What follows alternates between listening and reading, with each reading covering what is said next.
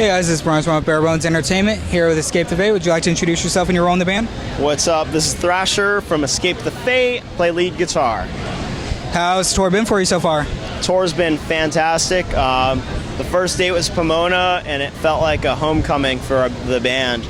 I mean, we came back in, and the crowd was so massive, and people were like rocking out, going crazy. That like felt like we came back home, you know, to our family. And it's always got to be great to come up on the stage and just see people swarming to see you. Yeah. I mean, what does that kind of do for your set? Does it really get you pumped? Yeah, it totally amps up the entire band, you know, because it's like 130 degrees out here every single day. No AC on stage, so it definitely helps us push through, and it's cool to see that we still have such a huge, heavy fan base. And you guys have been around for a good while now. Exactly. And have played some warps. What would you say is the best warped that you've played? I know this one's still early, but what's the best warped? I think honestly it's this one. It has to be the 2015, because the band has finally, after so many years, got its shit together, for lack of better words, and the band's going super strong. We just finished a record, so I mean, this is it right here, right now. We're not looking at the past anymore, so it's like, this is it for us. I know you said that you just finished a record. When can fans expect to hear that? Well, I think AP will be releasing something soon. I can't give a specific date, but I want to say fall. Okay. Have you started playing anything new on tour? Yes, we are playing one new song in our set. It's like a pretty brutal song, but a really catchy chorus. I think it was like, you know, one that the fans would really appreciate. It's got a long guitar solo in it. So those always have to be fun? Those are super fun, man. Have fans reacted well to the song? Are there a lot of kids out there singing it? Yeah, actually, it was crazy. Today they were singing the chorus, and the song's completely unreleased, so it must be through YouTube that they're just watching the video, learning it, coming to the show. And then it's totally like one of those like circle pit songs where you just want to go crazy hearing it because there's so much energy. So. And I know you're really busy, obviously, on stage. I mean, do you see some pretty crazy things going on in the crowd from up there? Yeah, there's some crazy stuff. There's some kids running in circles around the booth, which can be dangerous, so stay safe out there. What else is there? There's bras being thrown on stage by of-age teens, I hope. What else is there? Some people are throwing water bottles. That's pretty fun. Have you had... I know you can see like everything ends up on YouTube, and you'll see instances of a band coming on stage and they're getting stuff, I mean, like thrown at them. They're throwing like pieces of their stage at the crowd. But you can't do that. Well, I mean, how do you do it? Like, if you get up on stage and you're ready to play a show and you're just getting like some negativity, how do you get like the crowd pumped and stoked for you guys to play? We haven't seen that too much this summer, but there was like a can that was like, I totally thought was going to hit our singer, and he saw it too as I was on it. He was going to move out of the way, I guess, but he was just like, and then it just landed like a foot in front of him. So, I mean, that was probably the worst thing, but. What's the best way to get people pumped? Yeah, exactly. Yeah. I mean, you guys always put on a great show. You guys high energy. Super high energy. Yeah. I think it translates really well into the crowd because, I mean, they can feel what you guys are doing on stage and shoot it right back at you. Does that keep each other going?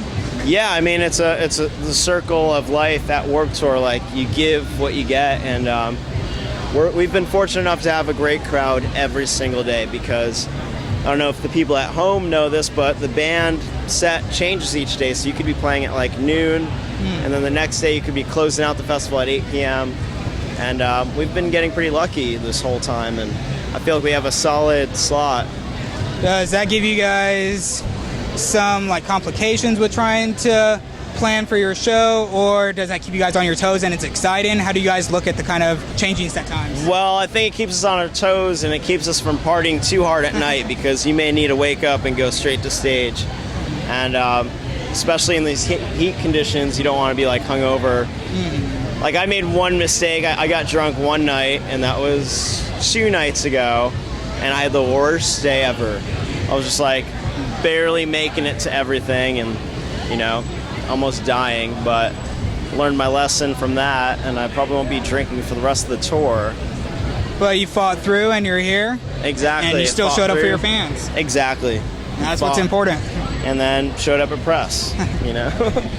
So, I know you guys have been having really good crowds, and with the changing times, do you see a lot of people like rushing to your sets then, or do you have fans come up to you that are like disappointed with set times? I mean, how does that typically work for you guys? So mostly it's been, for example, today I had to like check one thing on my amp. I try not to go on stage before we play, just to keep that whole mystery. But today I had to go on stage, and it was like I looked out for 1 second and everyone started screaming, and it was like packed. It was a sea of people. We've usually been seeing that kind of thing, like people are like waiting for us, and I think it's because the band hasn't done Warped Tour in so long. The last year the band did it was 2009, so now it's 2015. If you do the math, that's a few years in between playing it, you know. So it's been a great reaction. Do you still get nerves and like that rush of energy when you do the like big entrance on stage and the crowd goes crazy? Yeah, I mean we all get super pumped. We do like a little warm-up thing. We all put our hands in, and then Robert will come up with a rhyme like, "It's our time to shine out here on the Warped Tour, number 4." We'll rhyme something stupid, and then kind of gets us pumped. But yeah, we all make our entrance, and that's how we do it, you know. And you're part of a really cool concept that Warp's been doing with the TEI workshops. How have those been working for you? Working awesome. So Think TEI gives kids an experience to have a guitar lesson from their favorite musician or favorite singer, drummer, bass player. I'm doing the guitar clinics, and been having great turnouts, but you know, they could always be better, and it's a brand new thing, so I feel like since it started, a lot more people have been signing up.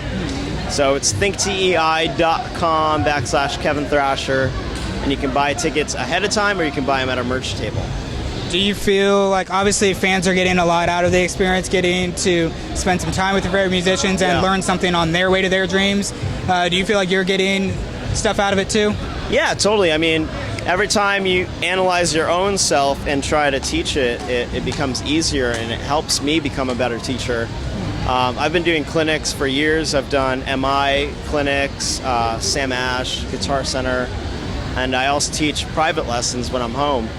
So it actually helps me to become a better teacher, because I can try different techniques, and you know, no matter what level someone's coming in, someone that's never looked at a guitar before, you know, it kind of preps you for, like, for example, if I'm giving you a lesson, and I don't know if you play guitar or not, but I think the first thing we would go over are the actual parts and defining all the things on a guitar before even playing it. So little things like that I think will really help people quicker, you know. And I know Warped Tour still has a long ways to go. What's next for you guys after Warped? After Warped, we'll probably do a single release of one song, and then we'll do a bunch of videos, photo shoots, and then we'll do a headlining tour in the fall. And I know from what you were saying with your own personal workshops and then everything that you have going on with Escape Fate, you seem to be really busy coming up. Do you got some time to relax? I think we have a little downtime, but I may be working on someone's record. I can't say whose record it is, but it's like a pretty big band. So. All right, that's gotta be exciting. Yeah, so when I'm not touring, I produce, engineer, and songwrite for other people. And what's the best way for fans to interact with you? The best way for fans to interact with us, now we just got a Snapchat, ETF Live. But, I mean, you guys send all your stuff. We've been watching it. It's pretty fun. There's Twitter, Instagram, and of course Facebook. And believe it or not, we actually read that stuff. So even the haters out there, hurts our feelings sometimes when you guys are hateful. I'm just kidding. And you know. You know. And we're watching.